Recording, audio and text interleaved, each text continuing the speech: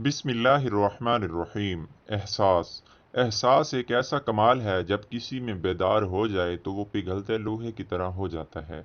अब उसे जब जहाँ जिस तरह चाहो उसको वैसी सूरत में ढाल सकते हो।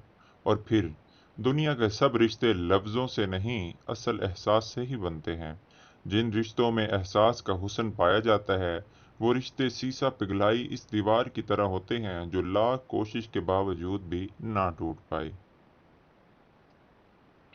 और जिन रिश्तों में एहसास नहीं होता, तो वो रिश्ते ज़मीन पर पड़े उन सूखे पत्तों की तरह होते हैं जो कभी पल में इधर या उधर फिर रहे होते हैं, और बिलआखिर वो पत्ते किसी के भी पाँव में आकर कुचल जाते हैं।